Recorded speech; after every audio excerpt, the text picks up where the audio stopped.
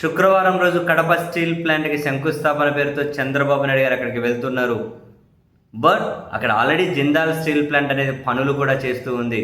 జగన్మోహన్ రెడ్డి గారి హయాంలో జిందాల్ భాగస్వామ్యంతో ఆ ప్రాజెక్టు స్టార్ట్ అయింది. దాదాపు 1300 కోట్ల పనులు కూడా మొదలయ్యాయి.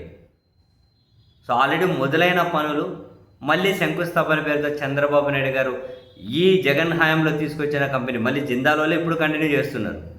దాన్ని చంద్రబాబు గారు తనకు క్రెడిట్ తన అకౌంట్లో క్రెడిట్ వేసుకోవడం కోసం అని చెప్పి శంకుస్థాపన డ్రామాలు ఆడుతూ ఉన్నారు అని ఉమ్మడి కడప జిల్లాకు చెందిన వైసీపీ సీనియర్ నేతలందరూ, రాయలసీమకు చెందినటువంటి కొందరు కీలక నేతలు ఆ జిందాల్లో ఏం పనులు జరుగుతున్నాయి రండి ప్రజలకు చూపెడదామని చెప్పి అక్కడికి వెళ్ళారు. వాళ్ళు జిందాల్లో జరుగుతున్న పనులు చూపిస్తాం, ఆల్రెడీ అక్కడ ఎట్లుందో చూడండి, జరుగుతున్న పనులకు మళ్ళీ శంకుస్థాపన ఏంటి అని.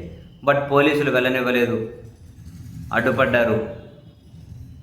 తీవ్ర వాగ్వాదం, ఏ ఒక్కరిని కూడా వెళ్ళనివ్వలే. ఎందుకంటే మరి ఏదో సమస్య వస్తుంది అని వెళ్ళనివ్వలేదు. అండ్ మరొక వైపు జమ్మలమడుగు ఎమ్మెల్యేగా ఉన్న ఆదినారాయణ రెడ్డి గారు వైసీపీ నేతలను తీవ్రంగా దూషించారు. చివరికి జమ్మలమడుగు వైసీపీ నేత రామసుబ్బారెడ్డి గారిని అయితే చెప్పు తీసుకుని కొడతా నిన్ను అన్నాడు. చెప్పు తీసుకుని కొడతా అన్నాడు. వైసీపీ నేతలను దూషించారు. మీకు ఇంకో 3 ఏళ్ళ టైం ఉంది, ఒక్కొక్కడికి సినిమా చూపెడతారు చూడండి, మీ సంగతి ఏందో తెలుస్తా చూడండి అని చెప్పి తీవ్రంగా దూషణలకే దిగారు. ఇవి ఆయన మాట్లాడుతున్న క్రమంలోనే అక్కడ పవన్ కళ్యాణ్ గారు సోషల్ మీడియాలో ఎట్లా మాట్లాడాలి, బయట ఎట్లా మాట్లాడాలి, నాయకులు ఎట్లా మాట్లాడాలి, విధి విధానాల మీద ప్రశ్నించాలి, అబ్యూస్గా మాట్లాడకూడదు, సంస్కారహీనంగా మాట్లాడకూడదు, అట్లయితే మా కార్యాలయం చర్యలు తీసుకుంటుందని చెప్పి అక్కడ ఆయన మాట్లాడుతూ ఉన్నారు.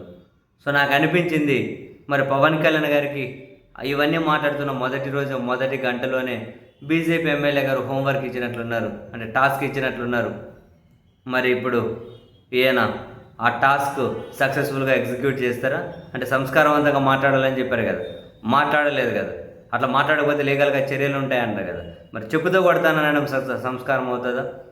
ఏం మరి పవన్ కళ్యాణ్ గారు లేకుంటే వాళ్ళ కార్యాలయం స్పందిస్తుందా? దీని మీద స్పందిస్తుందా? లేదు మేము చెప్పే నీతులు ఎదుటి వాళ్ళకి మాకు కాదంటారా?